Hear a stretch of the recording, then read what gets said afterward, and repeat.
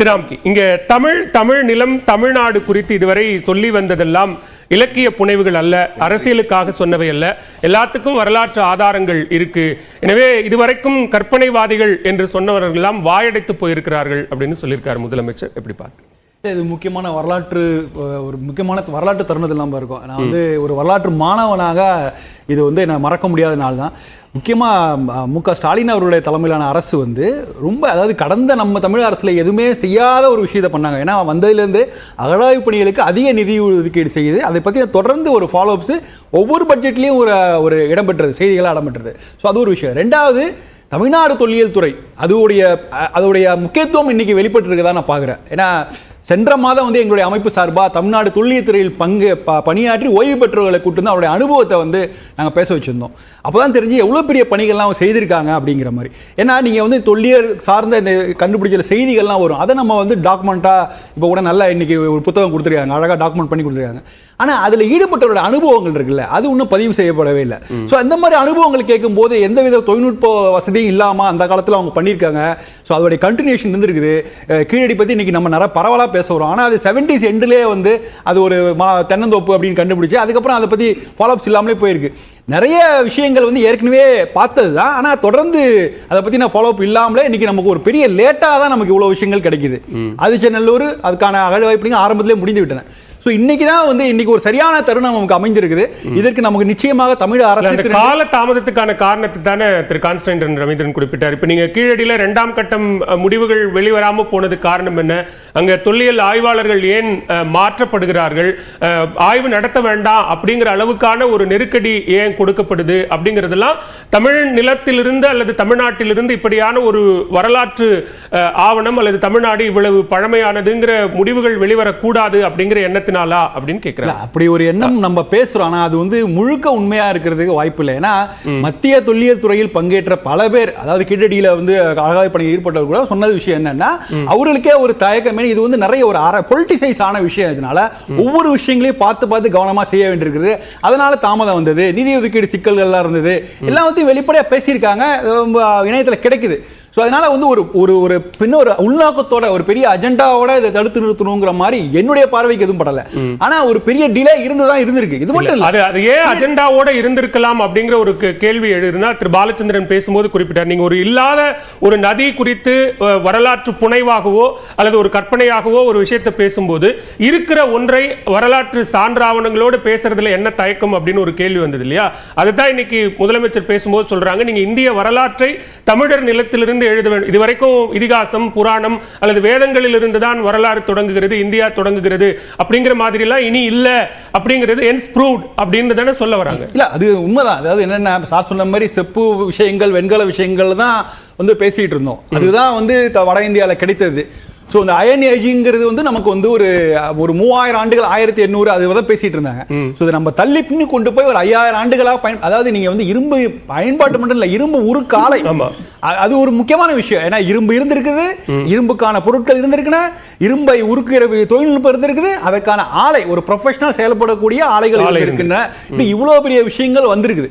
So இதுக்கெல்லாம் வந்து பலகட்ட, அதாவது இப்போ அவங்க அறிக்கையில் சொன்ன மாதிரியே ஒரு அமைப்போடைய ஆய்வு முடிவுகளை மட்டும் இல்லை, ஒரு 4 அமைப்புகளுடைய அந்த சாம்பிளை கொடுத்து தான் ப்ரூவ் பண்ணி வந்துருக்காங்க. ஸோ இதுக்கு தாமதம் சொல்லக்கூடாது. இது வந்து பல விஷயங்களே வந்து நம்ம வந்து கிராஸ் செக் பண்ணிட்டு தான் நம்ம செய்ய வேண்டியிருக்குது. ஸோ இது போன்ற விஷயங்கள், கொடுமணல் ஆகட்டும், ஆதிச்சநல்லூர் ஆகட்டும், எல்லா விஷயங்களையும் நடந்துட்டு இருக்குது. அது பல்வேறு காரணங்களால் டிலே நடந்துட்டு இருக்குது. ஆனால் எல்லா விஷயமே வந்து ஓரளவு ஒரு ஆக்கப்பூர்வமான பணிகளை செய்து உள்ளதான் இருந்துட்டு இருக்கு. இதுக்கு அரசியல் காரணமா இருக்குமா அப்படின்னா, எங்க வந்து அரசியல் சிக்கல் வருதுன்னா, இதை வந்து ஒரு முன்மொழிவுகளோட அணுகுறோம்ல. இப்போ வந்து ஒரு சமீபத்தில் ஒரு முக்கியமான ஒரு அதிகாரி சொன்னார், God never created Tamil world அப்படிங்கிறது. அது ஒரு முன்முடிவு. நீங்க எப்படி காட் நெவர் கிரியேட்டட் தமிழ்னா, அப்ப நம்ம ஒரு நம்பிக்கை சார்ந்த விஷயம். உலகத்துல வந்து கடவுள் உலகை படைத்தார் அப்படிங்கிறது சமயத்தை தாண்டி எல்லாருக்கும் நம்பக்கூடிய விஷயம். கடவுள் இல்லைன்னா ஒரு இயற்கை வந்து உலகத்தை படைத்தது நம்ம விஷயம். ஆனா தமிழ் வேர்ல்ட மட்டும் கடவுள் படைக்கவில்லை அப்படிங்கிற அர்த்தம். இது வந்து இங்கதான் ஒரு விதண்டாவதம், ஒரு சர்ச்சைகள் ஆரம்பிக்குது. இந்த மாதிரி விஷயங்கள்ல வந்து நம்ம வந்து அதில் சிக்கிக்கிட்டதுனாலதான் பெரும்பாலான முடிவுகள் வந்து மக்களை போய் சேரல. நீங்க ஒரு ஆரம்பத்திலே கேட்டு இன்றைய தலைமுறைக்கு வந்து ஒரு ஆர்வம் இருக்கா அப்படி. என்னுடைய தலைமுறை வந்து நாங்க படிக்கும்போது சயின்ஸ் மேக்ஸ் படிச்சு ஏன்னா எங்களுடைய வேலை வாய்ப்பை மனதில் வைத்து படிச்சோம். ஆனா இன்னைக்கு இருக்க தலைமுறைக்கு ஒரு பெரிய புரிதல் இருக்குது. நம்முடைய பண்பாடு நம்முடைய கலாச்சாரத்தை பத்தி படிக்கணும். என்னுடைய பையன் வந்து சங்கம் லிட்டரேச்சர் பத்தி படிக்கிறான். இன்னைக்கு கீழடி என்னங்கிறத படிக்கிறான். 7ஆம் கிளாஸ் பையன் படிக்கிறான்னா அதை பத்தின ஒரு புரிதல் அவனுக்கு இருக்கு. அதுக்கு என்ன காரணம்னா நம்ம பண்பாட்டை பற்றின ஒரு பெரிய அக்கறை ஒரு இது அவனுக்கு வந்திருக்குது. இளைய தலைமுறைக்கு இருக்கு, அந்த நம்பிக்கை இருக்குது. இந்த அரசியல் எல்லாம் நம்ம கடந்து அந்த இடத்துக்கு போறதுக்கு நேரம் ஆகும். ஆனா நம்ம நிச்சயமா போய் சேருவோம். திருபாலச்சந்திரன் குறிப்பிடு. அகழ்வாராய்ச்சி ரெண்டு விஷயம் இருக்கு. அகழ்வாராய்ச்சி ஆர்கியாலஜிக்கல் சர்வே ஆஃப் இந்தியாவில் வந்து கொஞ்சம் லெஷர்லி ஆட்டிடியூட் இருக்கு. அவங்க நார்த்து சவுத்து ரெண்டுலையுமே அது மாதிரி பார்க்குறாங்க. ஆனால் அதே சமயம் பவர்ஸ் தட் பி, அதை பவர்ஸ் தட் பிங்க பல பேர் நினைக்கிறாங்க நார்த் இந்தியாவில் உள்ள பாலிட்டிஷியன்ஸ் மட்டும் இல்லை, அங்கே உள்ள ஆஃபீஸர்ஸ் கூட தமிழுக்குன்னு ஒரு பெருமை வந்துடக்கூடாது, அது அவங்களுக்கு எரிச்சல் வருதுங்கிறத நான் பார்த்துருக்கேன். அதனால முதலமைச்சர் சொன்னது வந்து நிச்சயமாக உண்மை. ஆனால் பொதுவாக ஆர்கியாலஜிக்கல் சர்வே அப்படி இருக்குன்னு சொல்லி நினைக்கிறதுல வந்து எனக்கு மாறுபாடு. எல்லா நேரமும் ஆர்கியாலஜி சர்வே. நிதி நிர்வாகம் சார்ந்த உதவிகள் அப்படிங்கிறது நம்ம நீங்க சொன்ன மாதிரி அது ஆர்கியாலஜிக்கல் மத்திய அரசிடம் இருந்துதான் மாநில அரசு பெற வேண்டிய ஒரு தேவை இருக்கு. அப்போ இங்க தமிழ்நாட்டில் நடக்கக்கூடிய தொல்லியல் ஆய்வுகளுக்கான அந்த நிதி நிர்வாகம் சார்ந்த உதவிகளை மத்திய அரசு எந்த அளவுக்கு சப்போர்ட் பண்ணுதுன்னு பண்ண மாட்டாங்க. ஏன் நம்ம வெள்ளத்துக்கு வந்து கொடுத்தாங்களா? பண்ண மாட்டாங்க. அதுவும் வெள்ளத்துக்கு கொடுக்கறத விட இதுக்கு இன்னும் பண்ண மாட்டாங்க. என் செம்மொழிக்கு வந்து 20 கோடி ரூபா கொடுக்கறதுக்கு அவ்வளவு வலிக்குது. சம்ஸ்கிருதத்துக்கு கொடுக்க வேண்டாம்னு நான் சொல்ல. உலகத்தில் உள்ள 6 செம்மொழிகளில் 2 செம்மொழி இந்தியாவிலிருந்து வந்தது. ஒன்று சம்ஸ்கிருதம், இன்னொன்று வந்து தமிழ். ஆனால் செம்மொழிக்கான கிரைட்டீரியா 8 கிரைட்டீரியா நினைக்கிறேன். அந்த 8 கிரைட்டீரியாவும் ஃபில்அப் பண்ற ஒரே மொழி அந்த 6ல் தமிழ் தான். சம்ஸ்கிருதம் வந்து இவ்வளவு இலக்கியம், இது விஞ்ஞானம், அறிவியல், பொறியியல் எல்லாத்துலேயும் நூல்கள் உள்ள சம்ஸ்கிருதம் வந்து இன்னைக்கு ஸ்போக்கன் லாங்குவேஜ் கிடையாது. நீங்க சம்ஸ்கிருதத்துக்கு 200 கோடி கொடுங்க. ஆனா நாங்க இந்தியாவில தான் இருக்கோங்கிறது உங்களுக்கு தெரியாதா? தமிழ்நாடு இந்தியாவில தான் இருக்கு. ஏன் தமிழுக்கு 200 கோடி கொடுக்க மாட்டேங்கிறீங்க? அதுதான் கேள்வி. கொடுக்க மாட்டாங்க. எல்லா மொழிகளுக்கும் பகிர்ந்து கொடுக்கிறது அப்படின்னு அதை பார்க்க கூடாது. இல்ல, எல்லா மொழிகளுக்கும் பகிர்ந்து கொடுக்கறதுங்கிறதையாவது கொடுக்கணும்ல. இப்ப கர்நாடகாவில் வந்து ஒரு சம்ஸ்கிருத பல்லு, இது நம்ம மட்டும் பேசல, நம்மளை தான் எதுக்கு எடுத்தாலும் குறை சொல்றாங்க. கர்நாடகத்தில் உள்ள சம்ஸ்கிருத பல்கலைக்கழகத்துக்கு வந்து 160 கோடி என்னமோ கொடுத்தவங்க, கன்னடத்தை ஊக்குவிக்கணும்னு சொல்லி ஆரம்பிக்கப்பட்ட ஒரு பல்கலைக்கழகத்தில் வாத்தியார்களுக்கு வந்து சம்பளம் கொடுக்க மாட்டேங்கிறீங்கன்னு சொல்லி கர்நாடகத்தில் ஒருத்தர் ஒரு பெரிய அரசியல் தலைவர் பேசியிருக்காரு. எதை காமிக்குது? there is a bias and that is wrong.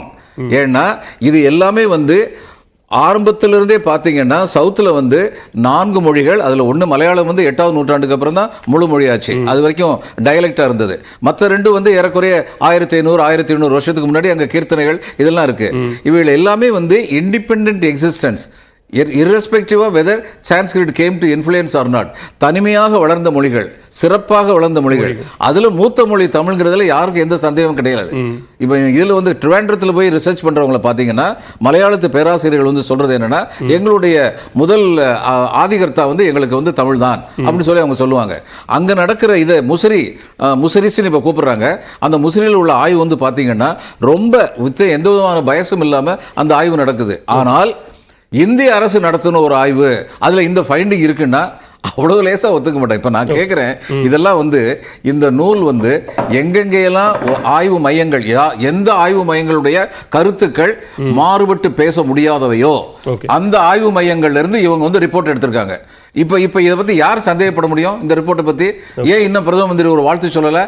அப்ப நான் நினைப்பேன் பிரதம மந்திரி எல்லாம் சும்மா லிப் சர்வீஸ் தான் கொடுக்குறாங்க. உண்மையில தமிழுக்கு ஒரு பெருமை வர்றதுன்னா சரி ஓடி ஒளியறாங்க. அது ரொம்ப தப்பு. திரும்ப திரும்ப நான் சொல்றேன், பிரதம மந்திரி ஆகட்டும் அல்லது வட இந்தியாவில் இந்த மாதிரி பயஸ் உள்ளவங்க இருக்காங்களே அவங்களுக்கு சொல்றேன், சுத்தமான திராவிடன் சுத்தமான ஆரியன் இன்னைக்கு ஒருத்தர் கூட கிடையாது. 1000 வருஷத்துக்கு முன்னாடி இனக்கலப்பு வந்து நடந்துருச்சு. அதனால இந்தியாவில் தமிழ்நாடு இருக்கு, தமிழ்நாட்டுக்குள்ள பெருமை இந்தியாவுக்குள்ள பெருமை அப்படின்னு அவங்க உணர வேண்டிய காலம் வந்துருச்சு. சரி, ஓகே, நான் வரேன் ஒவ்வொருத்தரா வந்துடுறேன். அதாவது இப்போ வந்து நம்ம பார்க்குற பார்வை அப்படி இருக்குன்னா அது ஒரு R&D ஒர்க். ஆக்சுவலாக இப்போ வந்து ஒரு ட்ரெஞ்ச் போடுவாங்க, மத்திய தொழில்துறை ட்ரெஞ்ச் போட்டாங்கன்னா அதுக்கான செலவு பட்ஜெட்டில் சப்மிட் பண்ணுவாங்க. ஸோ அதை ஒரு போட்டு அவ்வளோ தூரம் இன்வெஸ்ட் பண்ணி டயத்தையும் இன்வெஸ்ட் பண்ணி ஏதாவது கிடைத்தால் மட்டும்தான் அதுக்கு அவங்களுக்கு அங்கீகாரம் கிடைக்கும். இன்னைக்கு வந்து ஒரு புயல் வந்திருக்குது, நீங்கள் பரவாயில்ல நாங்கள் ஃபண்டு கொடுக்குறது ரெடியாக இருக்கோம் நீங்கள் போடுங்க அப்படின்ட்டு. ஆனால் அந்த இடத்துல வந்து அந்த காலத்துலலாம் வந்து அதுக்குள்ள வந்து ஏதாவது ஒரு பொருள் கிடைத்தால் மட்டும்தான் அதுக்கான இது கிடைக்கும். ஸோ இப்போ ஒன்றும் இல்லை, அதுல இருந்தா பாகுபாடு இருக்கு அப்படின்னு சரஸ்வதி ஆறுல என்ன கிடைச்சதுன்னு 2000 கோடி தமிழ்நாட்டில் நடக்கக்கூடிய ஆய்வுகளுக்கு நீங்க சொல்ற மாதிரி அதுல பாகுபாடு இருக்கு.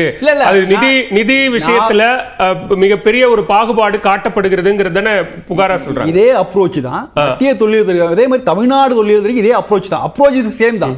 இப்ப தமிழ்நாடு தொழில் துறை என்ன பண்ணுது, நீங்க பூம்புகார்ல வந்து நம்ம சங்ககால இலக்கியம் நிறைய அதோட கனெக்ஷன்லாம் பார்த்துருக்கோம்.